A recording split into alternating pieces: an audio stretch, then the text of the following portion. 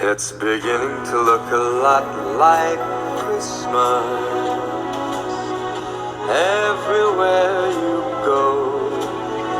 What's up, guys? Welcome back to Ho Ho Oh, our Project Potter holiday special, guys. Welcome to Project Potter. My name is Kylie, your host. Thanks for checking out the channel, guys. If this is your first time here, go check out the other content. We're doing 25 straight nights of Christmas movie reviews, guys, for you. So we're here for night 14 for Deck the Halls. If you haven't seen this before, guys, what I'm going to do is go through my favorite scenes or thoughts on the movie, my favorite character, my least favorite character, a score out of 10, and of course, the Ho Ho Oh rankings, which is all of the movies so far. So, guys, welcome to the channel, and let's go. Okay, guys, so this is a 2006 movie. Love seeing Danny DeVito in this, guys, and it's funny because my first introduction to Danny DeVito, kind of as an adult, was Frank Reynolds in It's Always Sunny, and so it's funny to see him, like, kind of play that character, but like a PG version of that character.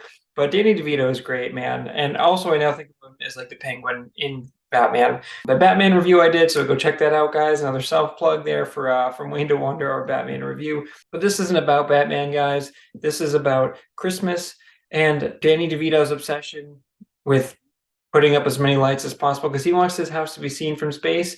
And you may ask yourself, is that a ridiculous premise? Are they going to build the entire movie on that?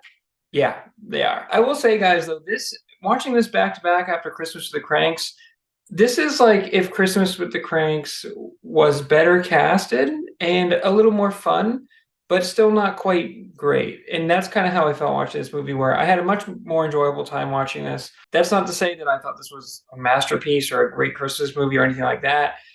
I definitely felt the runtime again, as I've said with a lot of these movies, guys, and maybe I just have the bar set too high for Christmas movies. Even with the shorter-ish runtime for this one, I was really like, ooh, this is still going. This whole movie centers around Danny DeVito's character.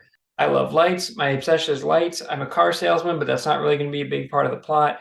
And then my neighbor, Matthew Broderick, is like a nice enough guy, but he's sort of a wet blanket and he's complaining about everything. And, you know, this guy puts up the biggest lights, and he's like, I'm the Christmas guy, I'm the Christmas guy. And then Danny DeVito comes in and kind of steals his thunder. But then it leads to like both of their families kind of hating them and being like, dude, you guys are fighting each other. All you're doing is like worried about these lights. You're setting off fireworks. Now, let's be honest, guys. Matthew Broderick's character, Ferris Bueller, should have taken a day off because let me tell you, Danny DeVito just takes him to school with lights. He's got this whole setup. He's stealing his power. So not only is he taking his power from him, he like steals a car from the car dealership, and that's how he loses his job. But then he like gives it to Matthew Broderick and like blames it on him. So that part is kind of weird. But Danny DeVito, he's got this set up, dude. You know, it's changing lights. He's got like custom recordings on there where he's like doing this thing. Crowds are coming to see, and his electrical's got to be off the chart, dude. He didn't blow the fuse for like the whole block. I don't know, but people are coming to see it. It's fun, but his family is like, dude, we're gonna leave. And it's funny because he's got like a smoking hot wife and two super hot daughters. And I love the scene in the beginning where the kid is like, they're like, oh, we just moved to the neighborhood, and he's like, oh, you know, these are my daughters, and the kid is like got his mouth open, and the wife like did some like modeling, and so it's like a painting of her like topless, like laying down, and she's like, oh, I'm so sorry, I used to do some modeling, and the kid just mouth is open, and it's so funny. And then the daughters come over and they're like, aren't they gonna get dressed? And she's like, oh, this is the most clothes they've worn in months. And this kid goes, can I live here? And the girl from Arrested Development is the family, is the sister, and she's, you know, fun and funny, but like we don't spend enough time with each of the families, and they're like a very generic level. It's really about the dads, but I thought Matthew Broderick was like just not a great kind of antagonist. And I know he's supposed to be kind of the protagonist, and Danny DeVito is supposed to be the antagonist, but really I found myself liking Danny DeVito a lot more. Just two adult men, guys, obsessed with lights, and that's why their families leave them, and then they do this whole thing where they work together to save Christmas, and they put together this light, and they're like, oh, we made a light path. And it's weird because like 5 minutes before, they're like, the wives and the kids are like, we hate you guys, we're going to go stay in a motel. And these guys have kind of like lost everything, and you think like they would come together because like they've driven their families away from them. And then they are like, you know what, remember how our families left us because we have a weird obsession with Christmas lights? How about we make a path, how about we set up a path in just a ridiculously quick amount of time. But how about we like guide these lights down this path, blocking roads? Like, where's the through traffic? Clearly illegal, clearly disruptive. But they just like set this whole path up, and then like this family that hated them for the lights is like, oh my god, this is so pretty, this is amazing. They come back, and then she's like, you think setting up some lights and a microwave dinner is gonna get like make up for all the crap? And I was like, that's good. And then just like cook meatballs and stuff, and they're like, well, we used your cookbook recipe, and she's like, you know what? Okay, how's that? I almost said Frank again. Danny DeVito's character sells because he like sells her grandmother's vase for presumably a ton of money so that he can get upgraded lights. All he wants is to get his house seen from space. He just gets it back. So we're thinking he paid at least triple the price. He lost his job already at the car dealership, so how did he afford to get that back? But there's some plot holes, guys. This movie obviously isn't going to win any awards. It's kind of a fun-ish Christmas movie, but there's some left to be desired. But at the end, guys, obviously they have this moment where they're like, "Oh no, it didn't work." And they set all these lights up, and the whole neighborhood comes together, and they're like, everyone's here to see, and the newscasters are there, and clear fire hazard, like electrical hazard for sure. They've got like a million things plugged in. And then, Danny DeVito puts on the lights and it goes up for 2 seconds. It doesn't work. And then the son just ends up finding out that like the huge plug is just like not plugged in, and he just plugs it in. And before that moment, guys, we get this like scene where everyone holds their phones up, and it's supposed to be like this nice moment. And then the wife just starts like singing, which is weird.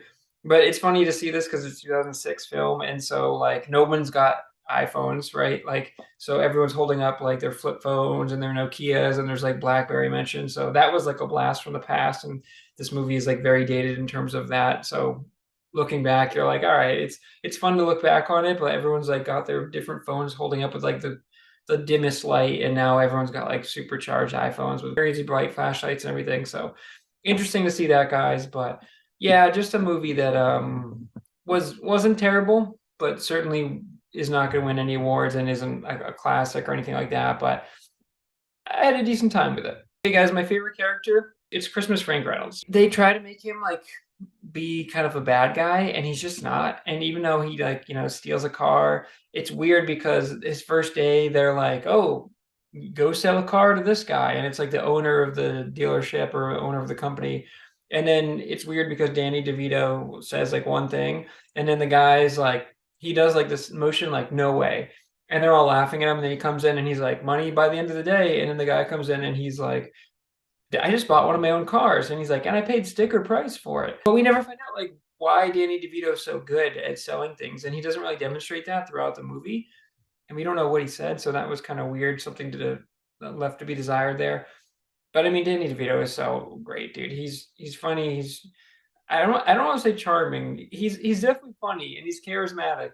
But I just think it's funny that he's got like a super hot wife and like hot daughters. And there's a funny scene where him and Matthew Broderick are finally like trying to like, they're like so mad at each other, and they're finally like agreeing on something. And there's like these three girls that come over, and they're being all sexy on stage. And I knew right away, I was like, oh, 100% their daughters. He's like, who's your daddy? Who's your daddy? Super weird thing to yell at a public event. Like, so super weird, like red flag there. 'Tis the season. He goes, oh no, I'm your daddy. I'm your daddy. And I was like, all right, that was funny. But yeah, guys, Danny DeVito is fun, and he kind of carries this movie, and that's not saying much, but I enjoyed his time, and it's always fun to see Danny DeVito, and especially in like a role where he's just saying things, and it's like kind of like Frank Reynolds, but he's not like, he wasn't Frank Reynolds yet, or I think Always Sunny may have just started, but this is obviously like toned back. He's like, I just want to have my house be seen from space. And it's like, I just pictured Frank Reynolds, and it was great. So I enjoyed Danny DeVito, and I think he was the best part of this movie. Okay, guys, on the flip side, my worst character, my least favorite character, Matthew Broderick, dude. God, he's just really boring in this. And he's just not very likable. And he's like, oh yeah. He's like, how about this, Steve, or whatever, or maybe his name is Steve. I don't even know, guys. He's just like a miserable human. He's like a miserable adult. He's like complaining about it, and it's like, I get it. When the sound's going off at the end, he's got a reason to complain. But at the beginning, he's just like, oh, the sheriff's gonna hear about this, and it's like, dude, he's just putting up some lights, and he's not stealing his power yet at that point, so there's not much to do. And he hasn't been like a jerk to them or anything like that. So he like kind of hates him for no reason. He's just jealous because he's not the Christmas guy anymore. So like there's all these things, and it's just I couldn't really stand Matthew Broderick in this one, and I was like waiting for him to get better, and he wasn't. And it's like it's funny because having watched Christmas with the Cranks yesterday and enjoying Tim Allen in that movie, but feeling like the rest of the cast was bad. I thought the rest of the cast was really good in this one, and I thought Matthew Broderick was bad. So I was like, if we could have just swapped Tim Allen, put Tim Allen in this movie, it would have been a lot better because Tim Allen against Danny DeVito, I think sounds awesome. Matthew Broderick just isn't, he's not that leading guy, right? Like Ferris Bueller's Day Off is a great movie, but he's like always in that mold now, but he's just like not very charismatic and he's just kind of bland and boring. And, he was just kind of getting caught up in this ridiculous war with Danny DeVito's character, which is a funny concept, but he's not a strong enough actor to sit alongside Danny DeVito and make it funny. Like he's not like like a Chevy Chase or anyone like that where you can like really build on that. So I don't know, man. Matthew Broderick just boring and not charismatic, and just ends up pushing his family away, just like Danny DeVito's character. And I'm like, we don't need two of these characters. So yeah, Matthew Broderick was my least favorite one in this movie. That brings us to the score. This is a 6.5. It's not a terrible movie. I had fun with it. They just really drag the plot out a little too much, where it's like, it's about the lights. And then you think there'd be this moment where they're like, you know what, we don't need any lights. And they have like a nice moment where there's like a little tree and they like have a candlelit dinner or something. Or they say, you know what, the most important thing is family and I'm sorry. Or I thought what they were going to do is put together this big extravagant light setup that says like, we're sorry or I'm sorry or something, or family is everything or something. Like that would have been a clever, like, oh, guess what? Let's use these lights in a creative way. Instead, they just build a path and they're like, we made dinner. I'm like, okay. And she's even like, it's not going to make up for everything. And then he's like, actually it is. This movie, not terrible, a little too long, a fun cast, except for Matthew Broderick.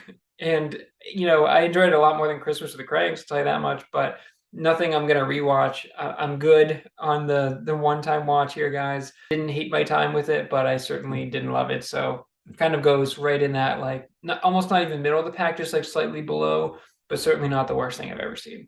Okay, guys, so that brings us to the ho rankings. So guys, recapping here, number 1, Spirited. I'm not gonna keep saying it, guys. I am gonna keep saying it actually. Go watch my review on Spirited. Go watch Spirited. Not in that order.